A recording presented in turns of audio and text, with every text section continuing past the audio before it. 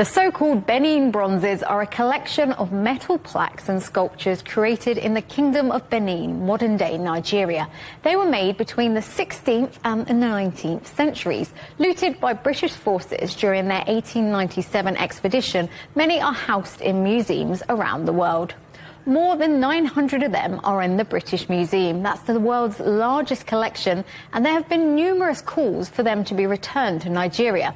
In 2022, Germany began returning ownership of the bronzes it holds, and the University of Cambridge announced in February that it had transferred legal ownership of its collection to Nigeria. The British Museum has said that it's restricted from permanently returning items like the Benin Bronzes due to the 1963 Museums Act.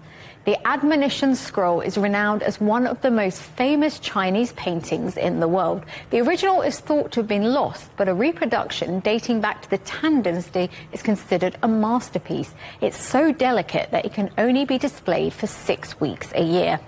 And it's thought to have been controversially removed from Beijing's Summer Palace by a British captain in the year 1900, who then sold it to the British Museum.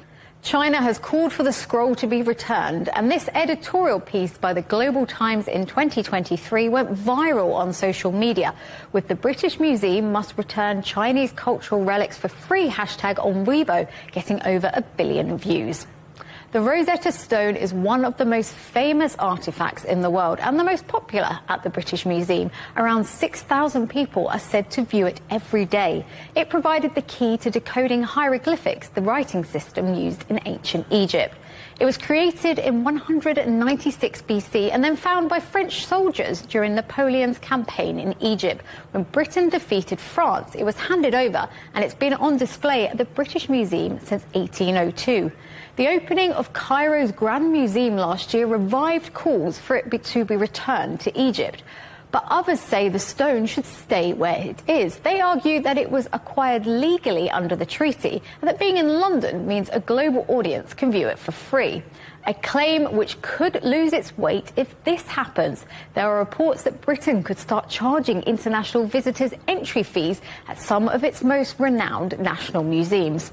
And the British Museum isn't the only place that is housing disputed items. A bust of Queen Nefertiti is on display at the Egyptian Museum of Berlin after it was found by a German archaeologist. A petition was launched by this Egyptian archaeologist to have the more than 3,000-year-old piece returned, but Germany has said it's just too fragile to travel.